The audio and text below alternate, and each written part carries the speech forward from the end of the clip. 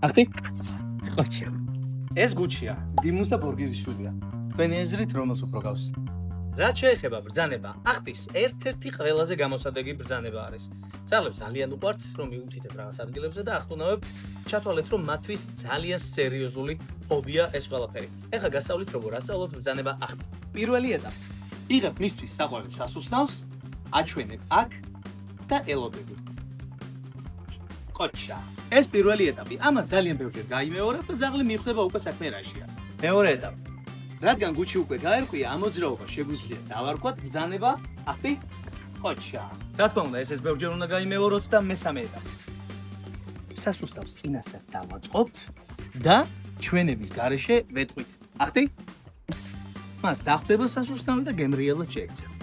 რა თქმა უნდა, ამ ყველაფერს ბევრი გამეორება, იცით რა შედეგს დადებს და ისე მაინც რა სიტყვით.